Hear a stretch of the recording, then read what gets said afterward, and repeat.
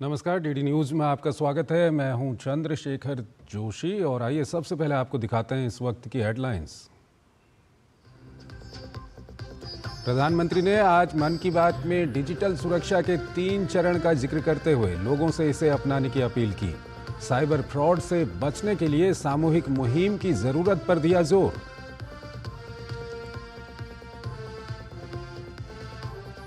PM Modi की animation की दुनिया में भारत को ग्लोबल एनिमेशन पावर हाउस बनाने की अपील।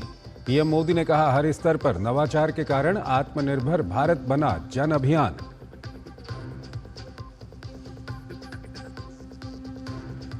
गृह मंत्री अमित शाह का आज पश्चिम बंगाल दौरा। लैंड पोर्ट पेट्रापोल में यात्री टर्मिनल भवन और मैत्री द्वार का किया उद्घाटन। कहा, यह पीएम मोदी की दूरदर्शिता का प्रतीक।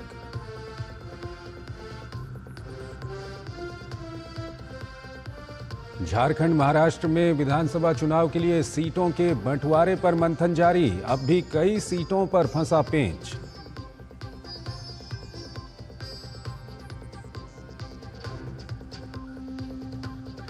और राजधानी दिल्ली की हवा होती जा रही है दमघोंटू। AQI फिर 400 पार। कहीं गंभीर तो कहीं बहुत खराब हवा में सांस लेने के लिए मजबूर दिल्ली वाले।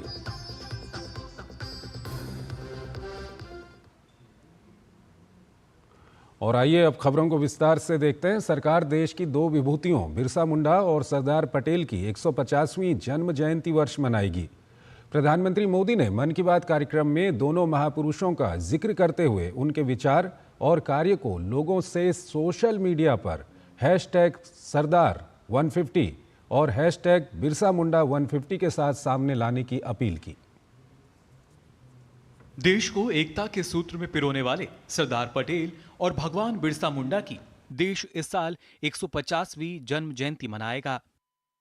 इस साल 31 अक्टूबर से सरदार पटेल की जन्म जयंती वर्ष की शुरुआत होगी। सरकार ने 2 साल तक सरदार पटेल की जन्म जयंती वर्ष मनाने की घोषणा की है। वहीं इसके एक पखवाड़े के बाद 15 नवंबर से बिरसा मुंडा की 150वीं जन्म जयंती वर्ष मनाया जाएगा। झारखंड के ओलिहातू में जन्मे जनजाति के नायक बिरसा मुंडा ने अंग्रेजों के खिलाफ विद्रोह का बिगुल फूंका था। वहीं स्वतंत्रता के बाद सरदार पटेल ने देश के पहले उप प्रधानमंत्री और पहले गृह मंत्री के तौर पर 600 देसी रियासतों का भारत में विलय कराया था। इनके योगदान को देखते हुए दोनों महान विभूतियों की 150वीं जन्म जयंती वर्ष को मनाया जाएगा। 31 अक्टूबर से सरदार पटेल का 150वीं जन्म जयंती का वर्ष शुरू होगा। इसके बाद 15 नवंबर से भगवान बिरसा मुंडा का 150वां जन्म जयंती वर्ष शुरू होगा। इन दोनों महापुरुष ने अलग अलग चुनौतियां देखी, लेकिन दोनों का विजन एक था, देश की एकता। प्रधानमंत्री मोदी ने मन की बात कार्यक्रम के जरिए दोनों महापुरुषों की जन्म जयंती के अभियान का हिस्सा बनने का आग्रह किया। उन्होंने आम जनता से सरदार पटेल के विचार और कार्य के साथ साथ बिरसा मुंडा की प्रेरणाओं को सोशल मीडिया पर साझा करने की अपील की। मैं आप सभी से आग्रह करूंगा कि आप इस अभियान का हिस्सा बने। लौह पुरुष सरदार पटेल से जुड़े अपने विचार और कार्य #सरदार150 के साथ साझा करें और धरती आबा बिरसा मुंडा की प्रेरणाओं को #बिरसा मुंडा 150 के साथ दुनिया के सामने लाए। महात्मा गांधी और स्वामी विवेकानंद की 150वीं जन्म जयंती वर्ष से देश की जनता और नई पीढ़ी को दोनों महापुरुषों के बारे में एक बार फिर से काफी कुछ जानने और सीखने का मौका मिला था। इसी तरह बिरसा मुंडा और सरदार पटेल की जन्म जयंती वर्ष से इन दोनों विभूतियों के बारे में जानने का और मौका मिलेगा। साथ ही प्रधानमंत्री ने जानकारी दी कि इस साल सरदार पटेल की जयंती यानी 31 अक्टूबर को दीपावली होने के कारण 29 अक्टूबर यानी मंगलवार को रन फॉर यूनिटी का आयोजन किया जाएगा। पीएम मोदी ने सभी देशवासियों से इस दौड़ में हिस्सा लेकर एकता के मंत्र के साथ फिटनेस का मंत्र फैलाने की अपील की। Bureau report, DD news. देश एनिमेशन की दुनिया में काफ़ी तेज़ी से कदम बढ़ा रहा है। प्रधानमंत्री नरेंद्र मोदी ने मन की बात में आने वाले समय में युवाओं से भारत को ग्लोबल एनिमेशन पावर हाउस बनाने की अपील की। साथ ही प्रधानमंत्री ने आत्मनिर्भरता का जिक्र करते हुए देश को नवाचार के क्षेत्र में ग्लोबल पावर हाउस बनाने का भी आग्रह किया। देश हर क्षेत्र में आत्मनिर्भर बनने की दिशा में काफी तेजी से कदम बढ़ा रहा है। आत्मनिर्भर भारत के नए नारे के साथ नया भारत हर एक चुनौतियों का काफी मजबूती के साथ सामना कर रहा है। अब देश का नागरिक हर एक चुनौती को अवसर के रूप में देख रहा है और नवाचार कर नए मुकाम हासिल कर रहा है। एनिमेशन का क्षेत्र भी एक ऐसा ही क्षेत्र है जहां नई तकनीक के जरिए देश काफी तेज गति से आगे बढ़ रहा है। प्रधानमंत्री नरेंद्र मोदी ने मन की बात कार्यक्रम की 115वीं कड़ी में भारत को ग्लोबल एनिमेशन पावर हाउस बनाने की अपील की। आज हमारे युवा ओरिजिनल इंडियन कंटेंट, जिसमें हमारी संस्कृति की झलक होती है, वो तैयार कर रहे हैं। इन्हें दुनिया भर में देखा जा रहा है। एनिमेशन सेक्टर आज एक ऐसी इंडस्ट्री का रूप ले चुका है कि जो दूसरी इंडस्ट्रीज को ताकत दे रहा है। जैसे इन दिनों वीआर टूरिज्म बहुत फेमस हो रहा है। इसलिए मैं भारत के युवाओं से कहूंगा, अपनी क्रिएटिविटी को विस्तार दे। क्या पता दुनिया का अगला सुपरहिट एनिमेशन आपके कंप्यूटर से निकले। इसी 28 अक्टूबर को यानी कल वर्ल्ड एनिमेशन डे भी मनाया जाएगा। आइए हम भारत को ग्लोबल एनिमेशन पावर हाउस बनाने का संकल्प लें। पीएम ने कहा कि आत्मनिर्भरता हमारी केवल नीति ही नहीं है, ये हमारे जज्बे को दिखाता है। आत्मनिर्भर हो रहा भारत हर सेक्टर में कमाल कर रहा है। आप सोचिए, एक जमाने में मोबाइल फोन इंपोर्ट करने वाला भारत आज दुनिया का दूसरा सबसे बड़ा मैन्युफैक्चरर बन गया है। कभी दुनिया में सबसे ज्यादा डिफेंस इक्विपमेंट खरीदने वाला भारत आज 85 देशों को एक्सपोर्ट भी कर रहा है। स्पेस टेक्नोलॉजी में भारत आज चंद्रमा के साउथ पोल पर पहुंचने वाला पहला देश बना है। और एक बात तो मुझे सबसे ज्यादा अच्छी लगती है, वो ये है कि आत्मनिर्भरता का ये अभियान अब सिर्फ सरकारी अभियान नहीं है। अब आत्मनिर्भर भारत अभियान एक जन अभियान बन रहा है। हर क्षेत्र में उपलब्धियां हासिल कर रहे हैं। देश में आज हर गली मोहल्ले से नवाचार की नई तस्वीरें सामने आ रही हैं। प्रधानमंत्री मोदी ने इनोवेशन के क्षेत्र में आत्मनिर्भरता की ओर बढ़ रहे भारत के कदम को लेकर युवाओं से सोशल मीडिया पर #आत्मनिर्भर इनोवेशन के साथ अपने पोस्ट साझा करने को कहा। साथ ही देशवासियों से आत्मनिर्भर भारत को एक उत्सव के रूप में मनाने की अपील की। Bureau report, DD news. देश में आजकल आम जनता साइबर फ्रॉड का आसानी से शिकार हो जा रही है। यहाँ तक कि पढ़े लिखे लोग भी डिजिटल अरेस्ट या इसी तरह के अन्य साइबर अपराध के चंगुल में फंस जाते हैं। मन की बात कार्यक्रम में प्रधानमंत्री नरेंद्र मोदी ने डिजिटल सुरक्षा के 3 चरण का जिक्र करते हुए इसे अपनाने की अपील की। साथ ही साइबर अपराधों से बचने और लोगों में जागरूकता फैलाने के लिए #सेफ डिजिटल इंडिया का प्रयोग करने को कहा। देश में संचार क्रांति और नई प्रौद्योगिकियों ने जहां जीवन को आसान करने का काम किया है, वहीं इससे नई चुनौतियां भी हमारे सामने आ रही हैं। साइबर अपराध के नए नए रूप सामने आ रहे हैं। आजकल लोग डिजिटल अरेस्ट का आसानी से शिकार हो जा रहे हैं। हर वर्ग और हर उम्र के लोग डिजिटल अरेस्ट का शिकार हो रहे हैं। इस तरह के अपराध करने वाले लोग आपसे जुड़ी कई जानकारी रखते हैं। प्रधानमंत्री नरेंद्र मोदी ने मन की बात कार्यक्रम में लोगों से इस तरह के अपराध से बचने के लिए डिजिटल सुरक्षा के 3 चरणों का जिक्र किया। पहले चरण में मैंने कहा रुको, दूसरे चरण में मैंने कहा सोचो, और तीसरा चरण कहता हूं एक्शन लो। राष्ट्रीय साइबर हेल्पलाइन 1930 डायल करें, cybercrime.gov.in पर रिपोर्ट करें, परिवार और पुलिस को सूचित करें, सबूत सुरक्षित रखें।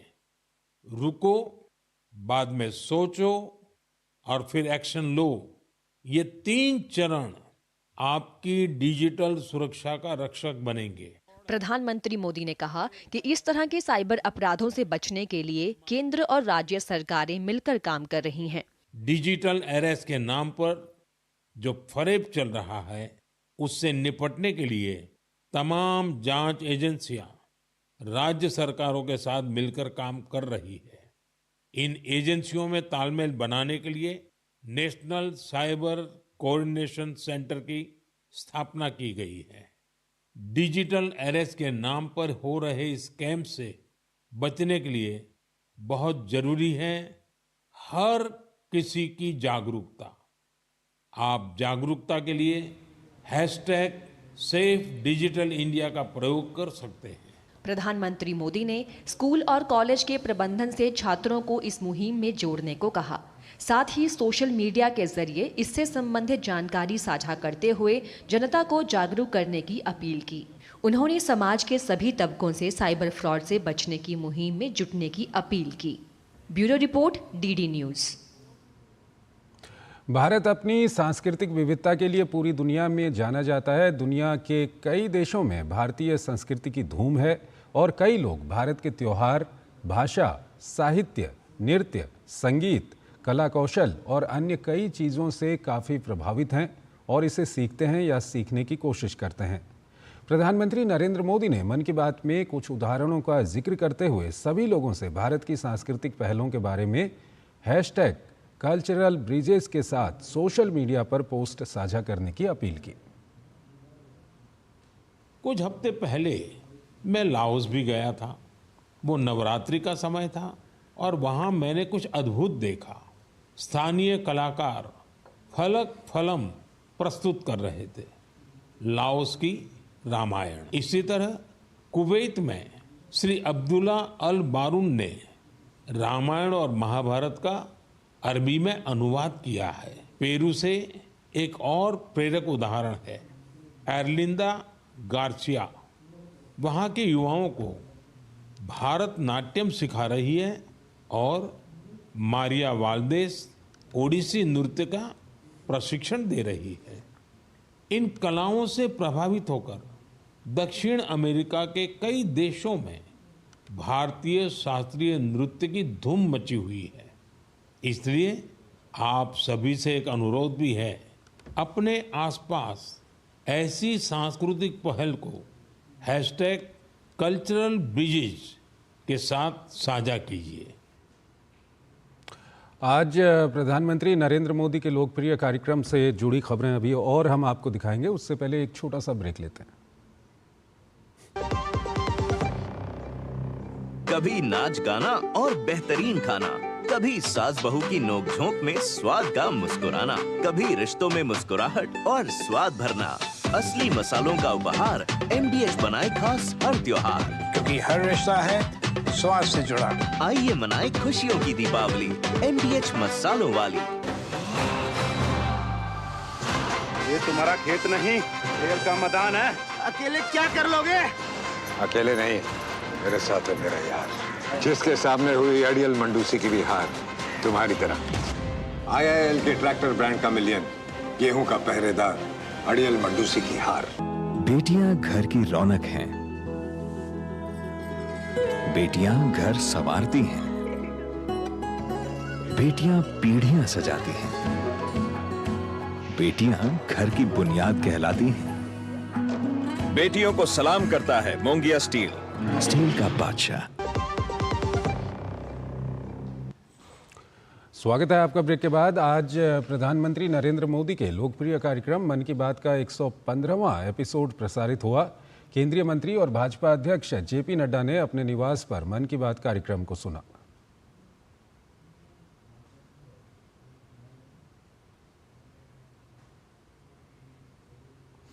ओडिशा के मुख्यमंत्री मोहन चरण मांझी ने भुवनेश्वर के लोक सेवा भवन में प्रधानमंत्री नरेंद्र मोदी के मासिक रेडियो कार्यक्रम मन की बात को देखा। ओडिशा के मुख्य सचिव मनोज आहूजा और वरिष्ठ अधिकारी भी उनके साथ मौजूद थे।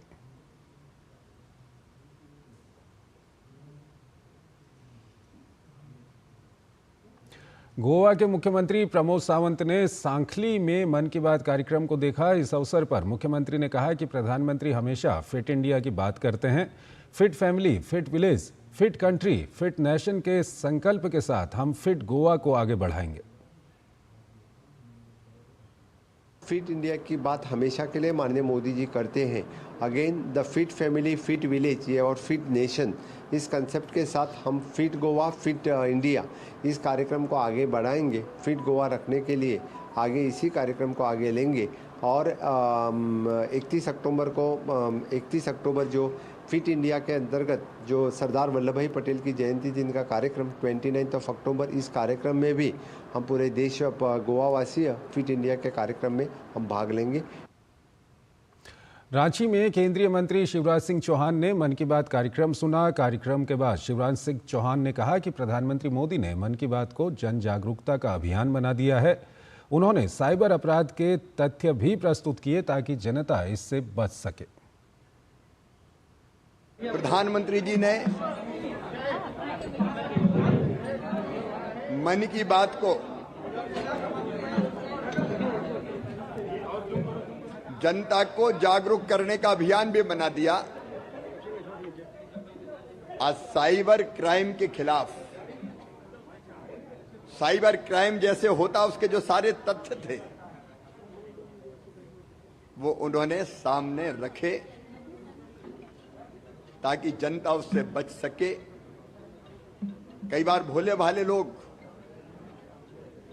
ठगे जाते हैं, तो प्रधानमंत्री जी के दिल की चिंता देखिए आप कि वो स्वयं मन की बात के माध्यम से जानकारी दे रहे हैं कि ऐसे मत फंसना, रुको, सोचो, एक्शन लो।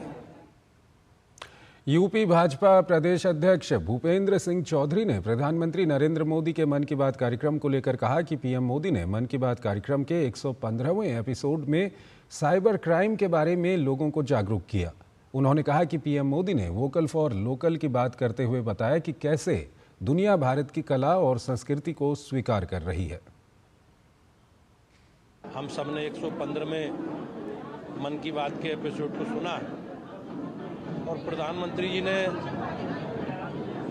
अपने महापुरुषों की जन्म जयंती, लोकल फॉर वोकल, स्थानीय उत्पादों को वरीयता देना और अपनी कला संस्कृति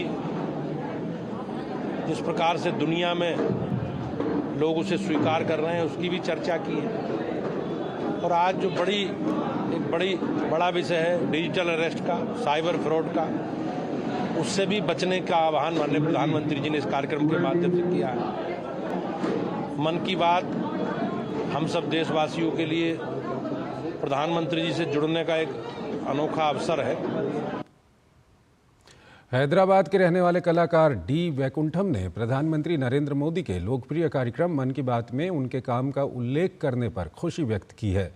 प्राचीन चेरियाल कला के एक समर्पित कलाकार वैकुंठम ने दूरदर्शन को बताया कि प्रधानमंत्री द्वारा मन की बात में उनका जिक्र करना काफी सम्मान की बात है। डी वैकुंठम ने इसके लिए पीएम मोदी का आभार व्यक्त किया। हमारा नक्काशी पेंटिंग्स को इतना एक काम को मैं करने की तरफ में हमको नेशनल इंटरनेशनल लेवल में इतना सपोर्ट मिल रहे एंड हमारा स्टेट गवर्नमेंट सेंट्रल गवर्नमेंट बहुत अच्छी तरफ हमको ताकि अच्छी रिस्पांस दे रहे, इसको प्रमोट करने के लिए, डेवलप करने के लिए अच्छी चांस दे रहे। इतना अच्छा चांस देने के लिए thank you for the PMO. And हम ये मन की बात में हमारा नक्काशी पेंटिंग के लिए वर्ल्ड वाइड प्रमोट करने के लिए हमको thank you for the Modi government, इतना अच्छा अपॉर्चुनिटी हमको दिखाया है। Thank you so much. केंद्रीय गृह मंत्री और सहकारिता मंत्री अमित शाह ने पश्चिम बंगाल के लैंड पोर्ट पेट्रापोल में यात्री टर्मिनल भवन और मैत्री द्वार का उद्घाटन किया। ये यात्री टर्मिनल दोनों देशों के बीच व्यापार और यात्री आवाजाही को आसान बनाएगा। गृह मंत्री ने कहा कि पश्चिम बंगाल के लैंड पोर्ट पेट्रापोल में यात्री टर्मिनल भवन और मैत्री द्वार प्रधानमंत्री नरेंद्र मोदी की दूरदर्शिता का प्रतीक है। हमने यहाँ पर आज एक मैत्री द्वार का उद्घाटन भी किया है। 2023 में मैंने ही भूमि पूजन किया था और करीब करीब 6 करोड़ की लागत से ये मैत्री द्वार को बना है। अगली बारिश में आपको यहाँ 25,000 पौधे जो 200 साल के आयुष्य वाले हो, ऐसा लगाकर ये पूरे क्षेत्र की चिंता करनी है। पेट्रोपोल लैंड पोर्ट दक्षिण एशिया का सबसे बड़ा पोर्ट है और ये सबसे व्यस्त पोर्ट भी है। और भारत और बांग्लादेश के बीच जो व्यापार होता है भूमि मार्ग से, इसका 70% व्यापार अकेला ये लैंड पोर्ट अथॉरिटी का पेट्रोपोल करता है। भारत बांग्लादेश के बीच ये एक महत्वपूर्ण भूमि सीमा क्रॉसिंग में से एक है। मैत्री द्वार के उद्घाटन पर गृह मंत्री अमित शाह ने कहा है कि इससे बांग्लादेश के मरीजों को भारत में आकर इलाज कराने में सहूलियत होगी। Land port authority Modi ji के नेतृत्व में 4P के सूत्रों पर काम कर रही है। प्रॉस्पेरिटी, पीस, पार्टनरशिप और प्रोग्रेस। मैं यहां जब देख रहा था 10,000 लोग तो आज ही आवाजाही कर सकते हैं और 10,000 लोगों की और सुविधा बनाकर रखी। तो मैंने शांतनु जी को पूछा कितने सारे लोग आते हैं, तो उन्होंने कहा साहब कम से कम 5 से 6,000 लोग बांग्लादेश से इलाज करने के लिए कल्याणी एम्स में हर रोज आते हैं और इससे हमारे क्षेत्र की रोजगारी में बड़ा बढ़ावा होता है। एक छोटा सा ब्रेक लेते हैं यहाँ पर।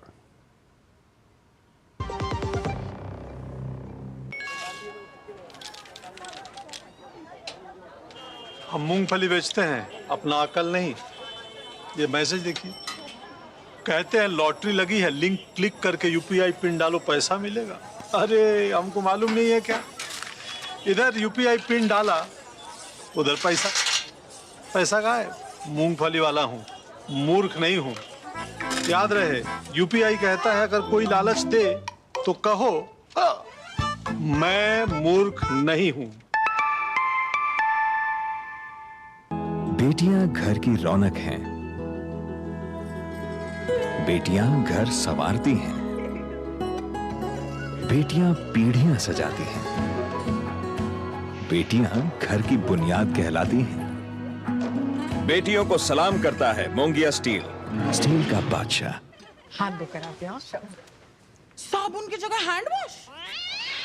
मोहन का प्रमोशन हो गया क्या? सैवलॉन हैंड वॉश तो हमारा रोज का है। सिर्फ 10 रुपए में 200 ml हैंड वॉश बनाओ। Savlon powder to gel hand wash, germ से बचाए, शान बढ़ाए। स्वागत है आपका ब्रेक के बाद। महाराष्ट्र में नामांकन के लिए अब 3 दिन ही बचे हैं। ऐसे में सभी दलों के प्रत्याशी नामांकन कर रहे हैं, लेकिन महाविकास अघाड़ी और महायुति दोनों गठबंधन में कुछ सीटों पर अब भी पेंच फंसा है। अब तक महाविकास अघाड़ी ने 237 उम्मीदवारों के नामों की घोषणा की है, जिसमें से कांग्रेस ने 87, एनसीपी शरद गुट ने 67 और शिवसेना उद्धव गुट ने 83 उम्मीदवारों के नाम घोषित किए हैं। वहीं महायुति ने अब तक केवल 212 उम्मीदवारों के नामों की घोषणा की है, जिसमें भाजपा ने 121, शिवसेना शिंदे गुट ने 46 और एनसीपी अजीत गुट ने 45 उम्मीदवारों के नामों की घोषणा की है। झारखंड में विधानसभा चुनाव का बिगुल बज चुका है और इसके साथ ही सभी राजनीतिक पार्टियां चुनावी मोड में आ गई हैं। कांग्रेस नेता सुबोधकांत सहाय ने कहा है कि झारखंड में इंडी गठबंधन अपनी उपलब्धियों के आधार पर सरकार बनाएगी।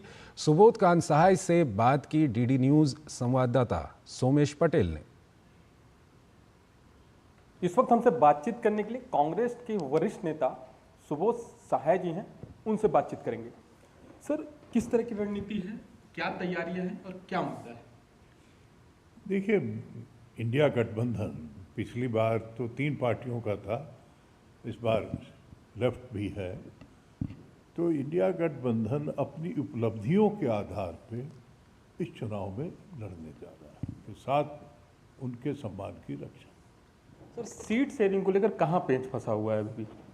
सीट शेयरिंग कहीं पर फंसा नहीं है। सीट शेयरिंग का पूरा जो काम था वो जेएमएम देख रहा था, चाहे वो लेफ्ट से हो चाहे आरजेडी के साथ। जेएमएम हम लोगों के बीच में फर्स्ट राउंड में ही सीट शेयरिंग हम लोग क्लियर कर लिया। 2-3 सीट जो था वो हम लोगों ने छोड़ा था कि आप कितना आरजेडी को देना है, कितना लेफ्ट को देना है, ये करिए। इस तरह का दावा है इस बार चुनाव में? हम 100% अपनी उपलब्धियों के आधार पे अगली सरकार बनाएंगे और मजबूती से झारखंड के सम्मान और संस्कृति की रक्षा करेंगे। तो आप साफ तौर पे सुन रहे थे कांग्रेस के वरिष्ठ नेता सुबोध कांत सहाय को, जिनका साफ तौर पे कहना है कि झारखंड में पिछले 5 सालों में जो सरकार ने काम किया है उन तमाम मुद्दों को लेकर हम यहाँ पर सरकार बनाएंगे। अपने कैमरा सहयोगी विकास के साथ सोमेश पटेल, टीडी न्यूज़, रांची। अगली खबर, 28 अक्टूबर को प्रधानमंत्री नरेंद्र मोदी बड़ोदरा पहुंच रहे हैं। इसी दिन स्पेन के प्रधानमंत्री भी बड़ोदरा आ रहे हैं। बड़ोदरा एयरपोर्ट से लेकर टाटा एयरक्राफ्ट कॉम्प्लेक्स तक एक भव्य रोड शो होगा, जिसमें भारत के विकास की गाथा के साथ भारतीय संस्कृति की झलक भी देखने को मिलेगी। और जानकारी दे रहे हैं डीडी न्यूज़ संवाददाता नीरज सिंह।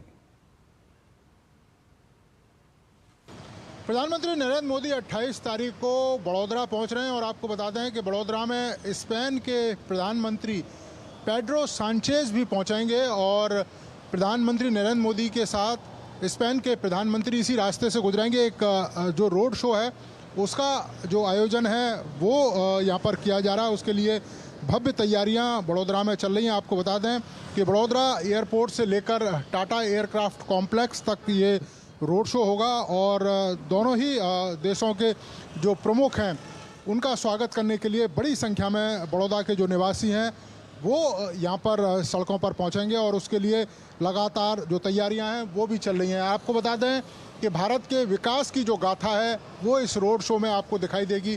भारत की संस्कृति, इसके अलावा गुजरात का कल्चर, गुजरात का डांडिया, वो भी रोड शो के दौरान देखने को मिल सकता है।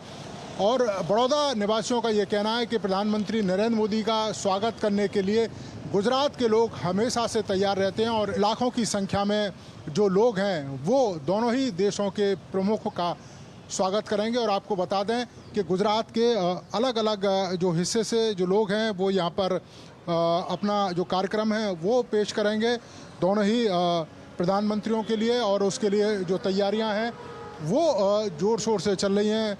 गुजरात के अलग अलग ज़िलों की जो झांकियां हैं वो यहाँ पर देखने को मिल सकती है और पिछले 10-12 सालों में भारत के अंदर जो विकास की जो गाथा है वो किस तरीके से लिखी गई वो इस रोड शो के दौरान देखने को मिल सकती है। और दोनों ही देशों के जब प्रमुख बैठेंगे तो कई सारे महत्वपूर्ण मसलों पर बातचीत हो सकती है, कई सारे जो समझौते हैं उन पर दोनों ही देश एक राय रख सकते हैं। तो इस लिहाज से भारत के प्रधानमंत्री नरेंद्र मोदी और स्पेन के प्रधानमंत्री का ये दौरा काफ़ी खास है और बड़ौदा के निवासी बेसब्री से अपने प्रधानमंत्री और स्पेन के प्रधानमंत्री का इंतजार कर रहे हैं। कैमरामैन मनमोहन के साथ नीरज सिंह, डीडी न्यूज़, बड़ौदा।